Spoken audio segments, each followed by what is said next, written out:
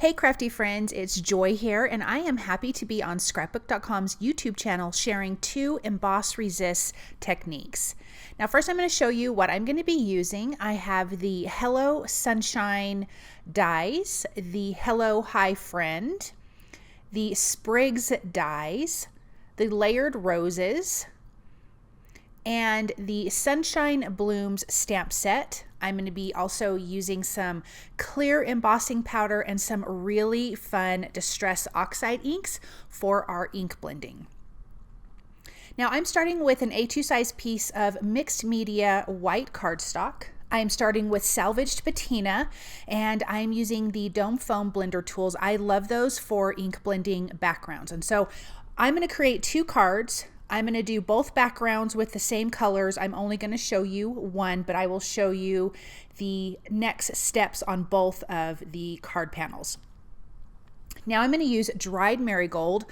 I love both of these colors. I think they're so beautiful, and I'm going to let them meet at our little diagonal line here, and you're going to get this really pretty green when you just ink blend them together ever so softly. I also did add some re-inkers to my ink pads to make sure that they are nice and juicy, and you can see I'm getting a really beautiful blend here. Now I want to come in with some darker colors. I will be using Spiced Marmalade here. Just a little bit dark in the corners. I don't want to get rid of that beautiful dried marigold. And then I'm going to bring in Evergreen Bough, which is, I think this is such a pretty green, and to me it has a little bit of teal to it, and I'm going to add that to the bottom here. So for the Embossed Resist, we are creating a colored background that we can see our images that we're going to stamp on this through.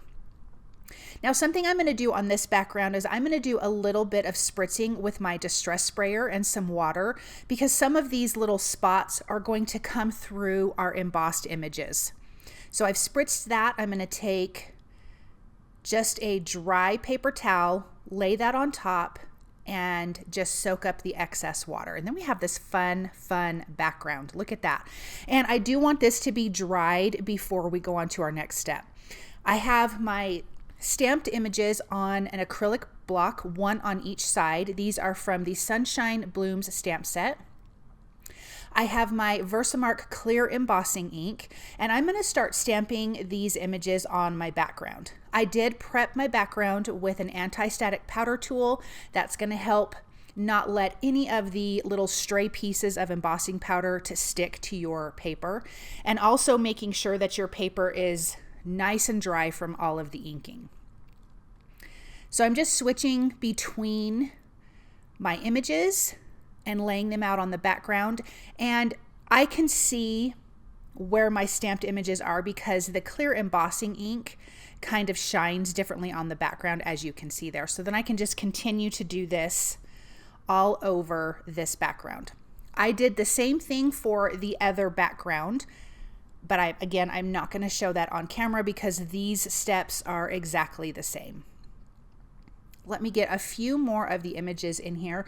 I want the background to be full of these gorgeous leaves. I love these. I think they're so pretty. I love that they're a solid image, which works perfect for this fun technique. And so when I'm stamping over some of those water spots, you're going to catch that in the ink and the clear embossing powder, because I want to be able to see the beautiful ink blending that I did on this background. So that's why I'm using clear embossing ink. Let's get a little spot there. And I think we are good. So I'm going to use a scratch piece of paper, just some printer paper, to catch my embossing powder.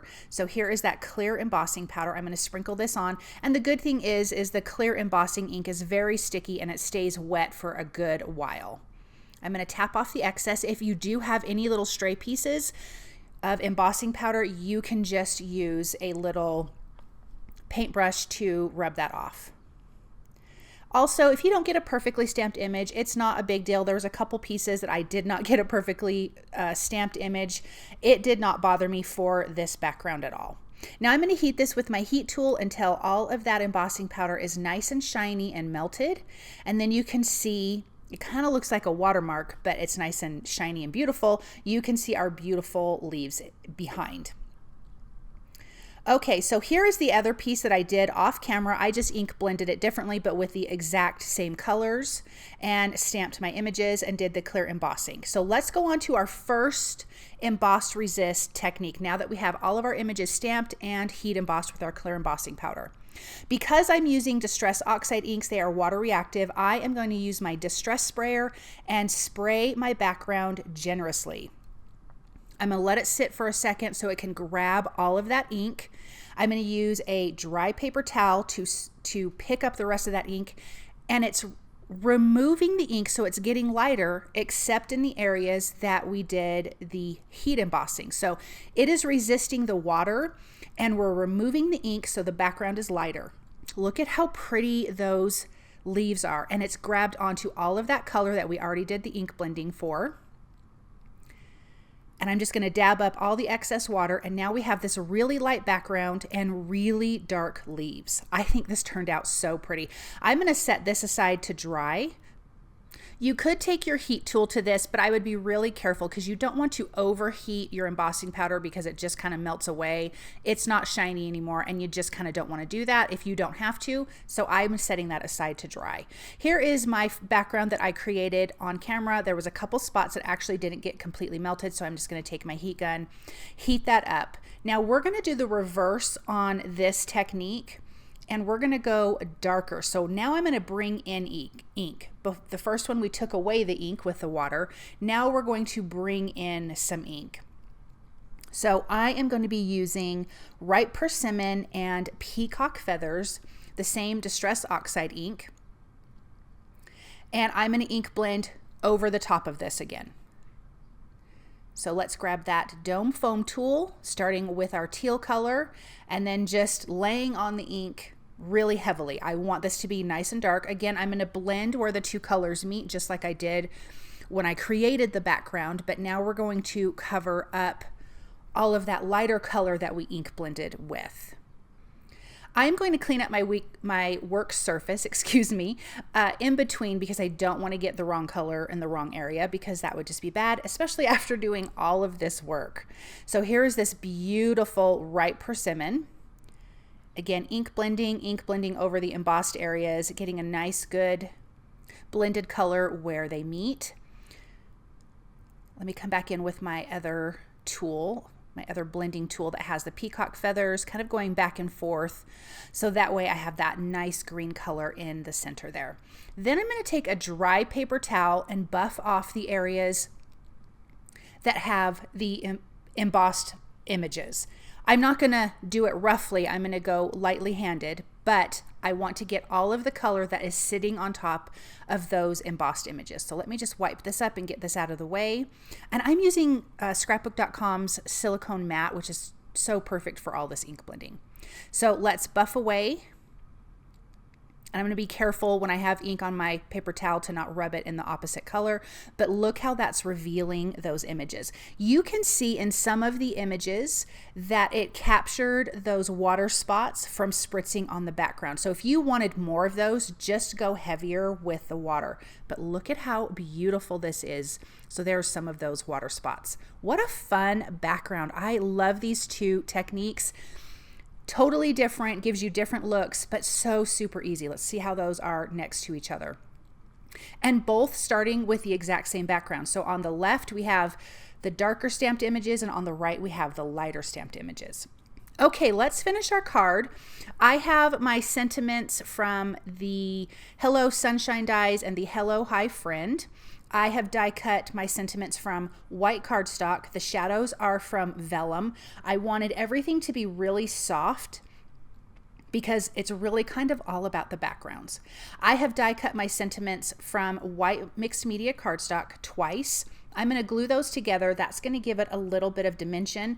I like that look on die cut sentiments. I don't have to add foam adhesive behind it. It just gives it some presence. And then I'm going to adhere those to my vellum shadow piece. I already have my other sentiment done exactly the same way.